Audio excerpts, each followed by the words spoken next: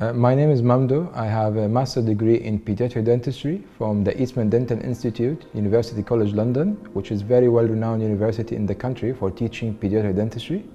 Alongside practicing at Harewood, I've been treating anxious children for the last 10 years now.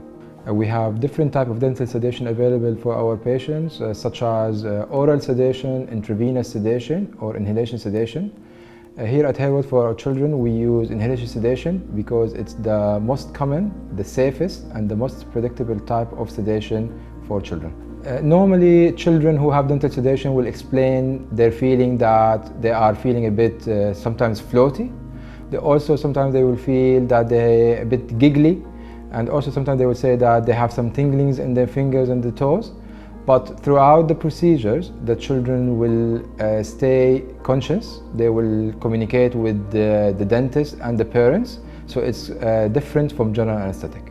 We can have any type of treatment can be carried out under sedation. However, sedation in particular is very useful for anxious patients and those kind of treatment that are a bit trickier, such as dental extraction.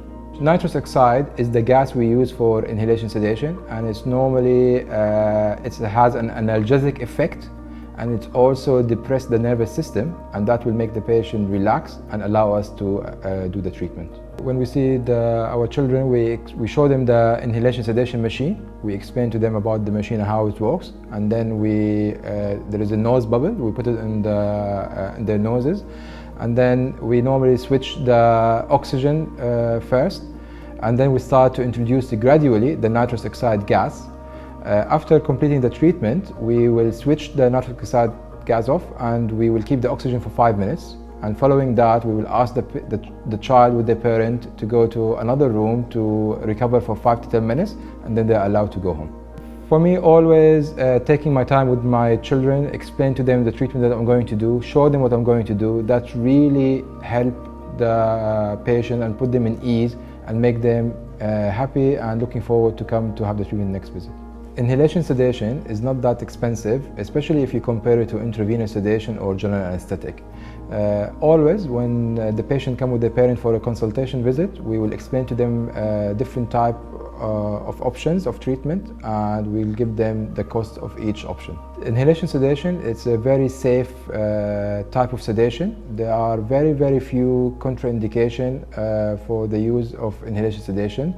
So for example, if someone has some respiratory problems or nasal obstructions, apart from that, it can be used very safely for the majority of our children. Here at Harewood, we don't treat all our children with the use of inhalation sedation. A lot of our children will have the treatment simply without the use of sedation by using different type of behavior management techniques and distraction techniques. For any parents who have any particular question in regard to sedation, they can get in touch with Harewood practice, and the treatment coordinator can speak to them and explain to them about the sedation. And then when they see me for initial consultation, I can go in more details if the parents have any further question regarding sedation.